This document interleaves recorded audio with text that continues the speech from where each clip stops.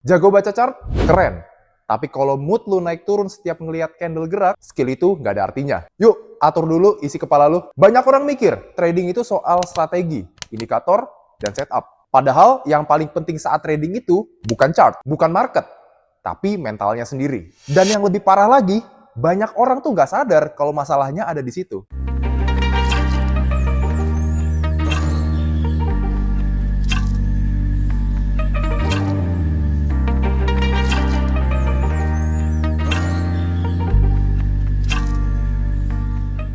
Halo guys, gue Radit. Gue udah cukup lama di market sejak tahun 2020. Gue udah ketemu banyak tipe orang, dari investor, trader, dari trader menjadi investor, dari investor menjadi trader. Ada yang pinter banget, bisa jelasin teorinya panjang lebar. Ada juga yang bisa ngeliatin technical chart secara ahli. Tapi pas gue cek account ya, duitnya kok habis. Di satu sisi ada juga orang yang biasa-biasa aja. Tradingnya simple, investasinya simple, setupnya simple, gak banyak indikator. Tapi account-nya duitnya banyak. Orang yang ini bedanya bukan di soal indikator, apalagi soal trading strategi. Bedanya, mereka bisa mengatur diri mereka sendiri. Hari ini gue pengen bahas 3 hal penting. Yang pertama, risk management. Kedua, money management. Dan yang ketiga, ya nanti gue akan spill di akhir. Kalau ketiga hal ini itu belum kebentuk di diri lo, jujur aja deh, trading itu lebih ke tapi pakai chart kan. Nah, kita sekarang coba bahas mental trading. Kita mulai dari yang paling dasar terlebih dahulu, yaitu emosi. Coba deh kalian semuanya ingat pengalaman pertama kali trading. Gimana sensasinya? Seru kan? Ngelihat profit sedikit, udah kepikiran pengen beli Lamborghini. Ngelihat merah sedikit, udah kepikiran pengen cut loss. Yang lebih parah lagi, hijau dikit, udah senyum-senyum sendiri. Itu sih normal ya? Masalahnya, banyak orang tuh nggak pernah naik level dari fase ini. Mereka masih trading pakai perasaan. Hari ini moodnya bagus, langsung entry gede. Hari ini moodnya jelek, entry-nya asal-asalan. Yang lebih parah lagi, udah loss berkali-kali, dia malah mau balas dendam terus-terusan. Gue mau jujur guys, trading itu adalah salah satu aktivitas paling brutal untuk mental manusia. Karena apa? Karena lu sendirian, lu yang pencet tombol, dan lu juga yang tanggung hasilnya. Either profit atau loss. Nggak ada orang yang bisa lu salahin. Nggak ada temen juga yang bisa nyelamatin lo. Kebanyakan trader tuh kalah bukan karena salah analisis. Tapi mereka nggak bisa menerima satu hal sederhana, yaitu gue bisa salah. Mereka masuk market dengan harapan yang paling besar. Pokoknya setiap kali trading harus untung. Padahal trader profesional pun juga bisa salah. Yang membedakan, mereka salah kecil, lo salah besar. Kalau setiap loss bikin lu kesel, bikin lu marah, bikin lu ngerasa bodoh, bikin lu pengen balas dendam, itu tandanya lu masih ngaitin harga diri ke hasil trade. Dan itu sangat bahaya. Trader yang bertahan lama itu bukan trader yang paling pintar, tapi mereka lah yang paling stabil. Mereka nerima loss sebagai bagian dari proses. Sama kayak lu main game, pasti ada kalah menangnya kan? Tapi setiap kali kalah, gamer sejati nggak pernah uninstall aplikasi gamenya. Nah, sekarang kita masuk ke money management. Banyak orang nanya, "Bang, entry di mana bang?" Tapi jarang banget yang nanya, kalau gue salah, gue rugi berapa? Padahal pertanyaan kedua tuh jauh lebih penting.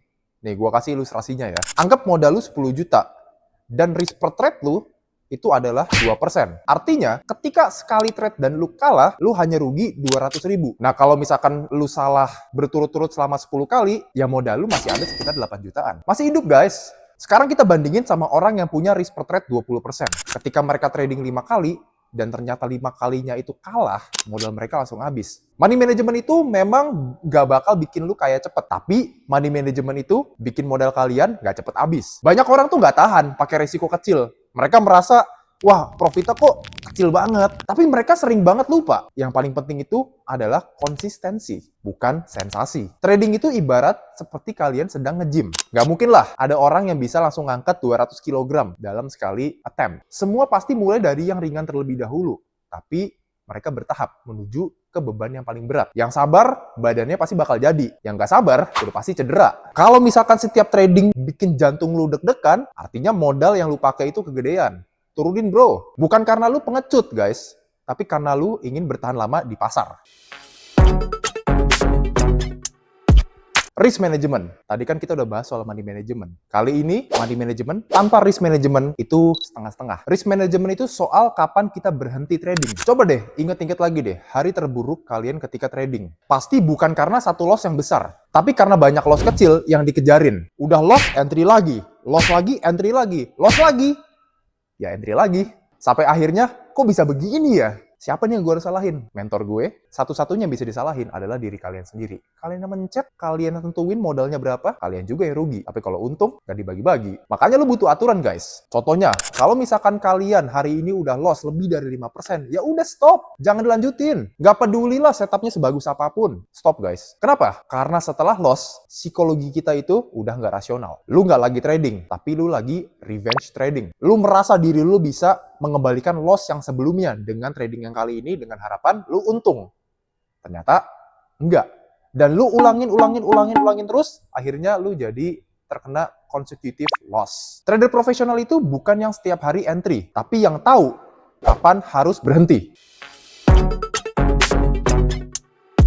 Sekarang kita masuk ke hal terakhir. Jujur aja deh, nggak semua orang cocok jadi trader. Dan itu nggak salah. Ada orang yang lebih cocok beli aset, simpan, dan hold jangka panjang. Itu yang dinamakan buy and hold. Nah, ngomongin soal buy and hold, buat lu yang lebih nyaman investasi jangka panjang, dan kebetulan produknya adalah saham, gua bisa merekomendasikan sekuritas yang memang sudah terpercaya sejak tahun 90-an, yaitu Samuel Sekuritas Indonesia. Kalau soal kripto, biasanya gue pakai BitTime dan Samuel Crypto Indonesia. Semua link pendaftaran ada di deskripsi di bawah. Jangan lupa diklik ya guys. Bukan berarti lo harus pakai itu. Ini bukan promosi yang gimana-gimana guys. Tapi kalau lu mau mulai, setidaknya lu harus pakai platform yang memang sudah aman dan terregulasi oleh lembaga terkait. Contohnya Otoritas Jasa Keuangan atau Bapepti. Investasi jangka panjang, buy and hold. Memang itu sih boring ya teman-teman semuanya ya, karena kalian cuma tinggal klik, beli, dan tunggu. Tapi terkadang hal tersebut biasanya bisa memberikan keuntungan yang jauh lebih konsisten.